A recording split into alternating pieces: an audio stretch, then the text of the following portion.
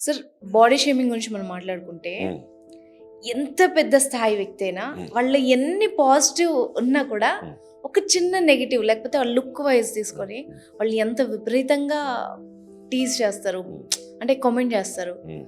అంటే నేను ఇలా అడగకూడదేమో, పర్సనల్గా మీకేమన్నా అలాంటి ఎక్స్పీరియన్సెస్ కానీ వినడం కానీ ఏమన్నా ఉంటే షేర్ చేస్తారా? నేను మనిషినే కదా. ఓకే.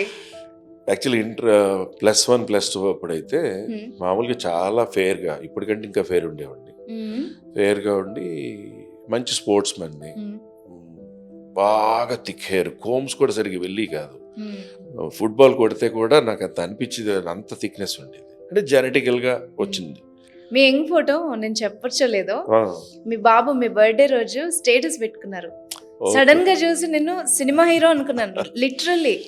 Yeah. తర్వాత నేను కింద చదివినప్పుడు హ్యాపీ బర్త్డే డాడీ నాన్న అన్నప్పుడు అప్పుడు అర్థమైంది మీరేనా అని చెప్పేసి. నిజంగా Yeah. లుక్ అలా ఉండింది. Yes. So I will come to that. Ah. ఏం జరిగింది, నాకు ఆయిలీ స్కిన్ వచ్చేయడం, Okay. పింపుల్స్ బాగా ఉండడం, పసకారినట్టు ఉండడం. నిజం చెప్పాలంటే కళ్ళు, ముక్కు రంధ్రాలు, పెదాలు తప్ప ఫేస్ నిండా ఈ సైడ్స్లో కూడా పింపుల్స్ ఉండేవి. Okay okay. సో టీచర్లు, అరే ఆడు ఎర్రగా ఉంటాడు, ఆ తెల్లగా ఉండి ఆ మొహం నిండా మొట్టాలు ఉంటాయి, జిడ్డు గారుతాడు ఏడి. ఆ తర్వాత నెల్లూరులో కోరాలో అప్పుడు post 10th class pre EAMCET coaching అని పంపించారు. 11th క్లాస్ ఎగ్జామ్స్ హాలిడేస్ మళ్ళీ 12th తర్వాత మళ్ళీ ఎంసెట్ కోచింగ్ ఉంటుంది కదా.